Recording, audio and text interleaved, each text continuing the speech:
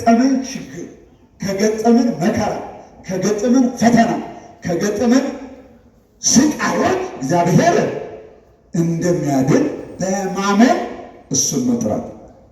ይሄ ከዚህ የምንረዳ ምንድነው? ጌታ ሆይ አድነን።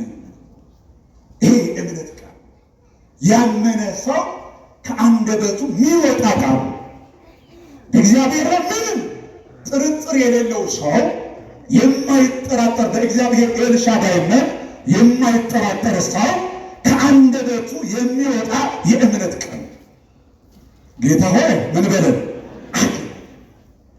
መጽሐፍ ቅዱስ ላይ ጌታ ሆይ አድነን ያሉ ድነው እንደምን አላችሁ አይደል?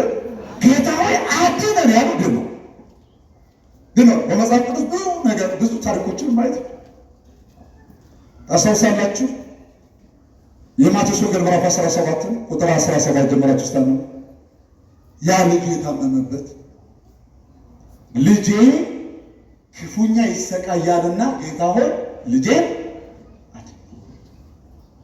ይሄ ፍጹም ክርስቶስን ማመኑ በክርስቶስ ኤልሻዳይነት በክርስቶስ አዳኝነት ማመኑ ክርስቶስ ምንም ማዳን እንደሚችል መረዳቱ ማወቁ ነው የምንረዳበት።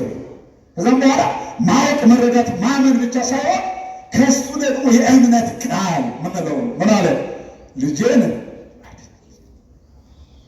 መፍትሄ ያገኘ ክርስቶስም ያ የታመመውን ክፉኛ የሚሰቃየውን ልጁ ተቀብሎ አድኖ ነው ይሰጥ አድኖ ይሄን ታሪክ ነው አድኖ በመጽሐፍ ቅዱስ ታስታውሳላችሁ።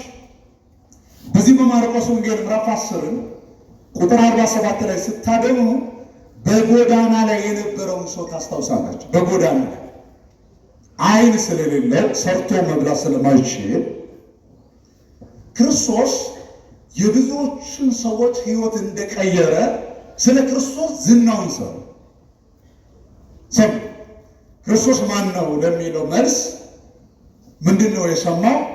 ክርስቶስ ጎባጣ ያቀናል፣ ክርስቶስ ለምጻም ያነጻል፣ ክርስቶስ ሞት ያስነሳል፣ ክርስቶስ መዳን የሚፈልጉ ሁሉ ያድናል፣ ክርስቶስ የማያድነው ደዌ ምንም የለም የሚል ነው ይሰ ስለዚህ ለክርስቶስ ለኢየሱስ ክርስቶስ የሚያቀተው ምንም አረ ነገር ምንም የለም የሚል ነው ይሰ በጆሮ ሰማ፣ በዓይኑ ግን ክርስቶስን ማየት አይችልም ዓይኑ ስለማያይ።